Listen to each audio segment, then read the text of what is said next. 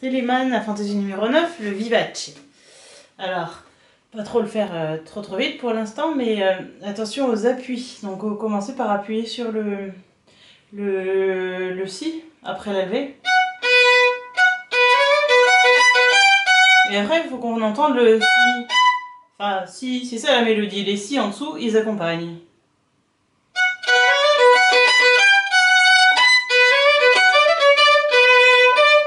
Et alors pareil pour les croches qui sont toutes seules.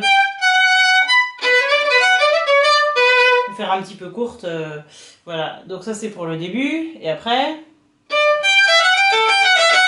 Alors ça, il faut faire attention parce qu'il y a changement de corde, donc c'est pas évident. Alors à travailler... On peut le faire dans les deux sens, lié aussi. Donc ça c'est intéressant. Et puis aussi en rythme évidemment.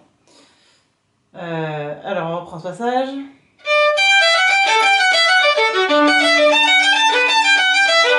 Alors là c'est pareil. Même petite difficulté. Et alors là on peut le travailler vraiment en s'arrêtant.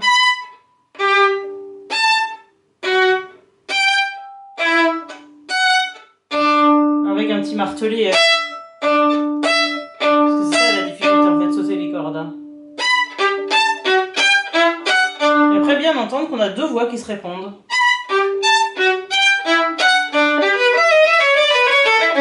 Moi je fais un petit appui sur le Do là.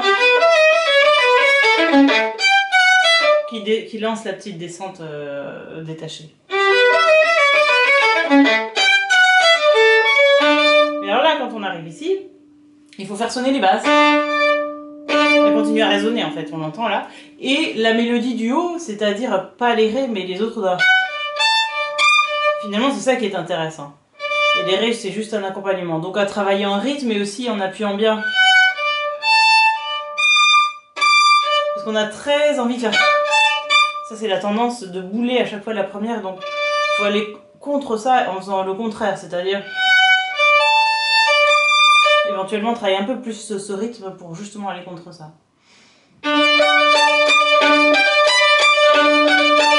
Voilà, un petit accroche comme ça à la barra qui fait que ça fait bien ressortir cette voix du haut.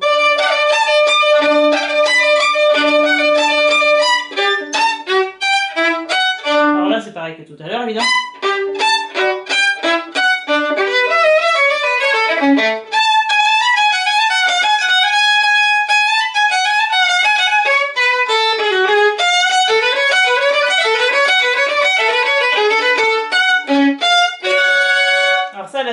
Il faut la travailler, enfin la triple corde, il faut la travailler, c'est-à-dire mi dièse, et puis on chope les deux cordes graves, en remontant, en plaçant tout à gauche, mais pour l'enchaînement d'archer.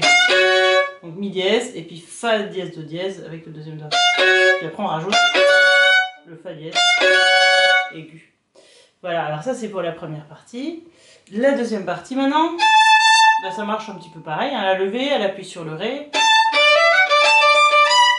On fait jouer le haut, toujours, qui est plus intéressant.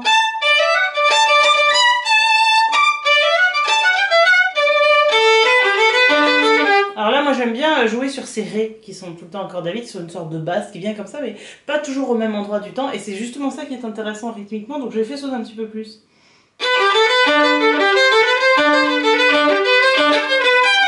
C'est une sorte d'effet comme ça, intéressant.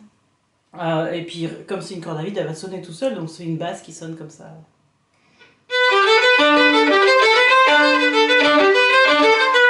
Alors là, attention à l'appui sur le haut de la liaison pour l'effet mélodique.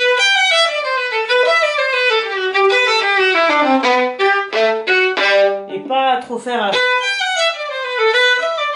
un petit peu moche, un peu lourd, donc c'est mieux d'alléger plutôt le tiré.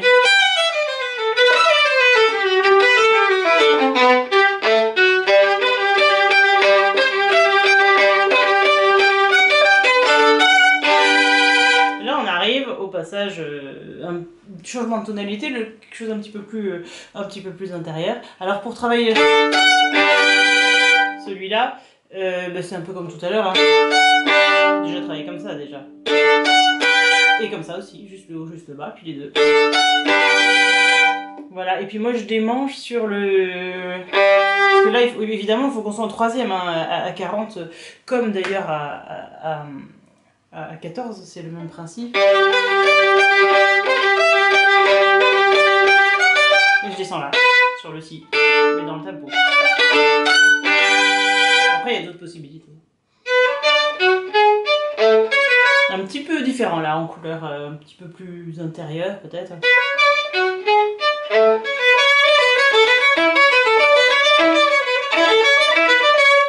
Avec les basses mi cette fois qui sont un peu comme tout à l'heure, quoi, c'est intense.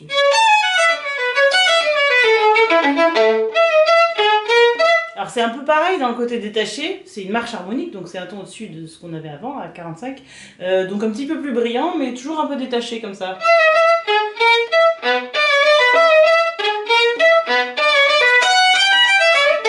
Alors ça, pour les triolets, c'est bien d'appuyer le début. Ça donne un petit élan, et puis c'est comme des petites fioritures.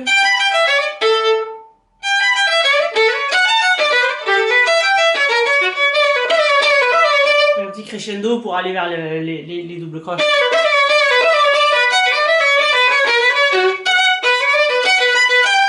Puis là, on est bien content de retrouver notre thème tant aimé.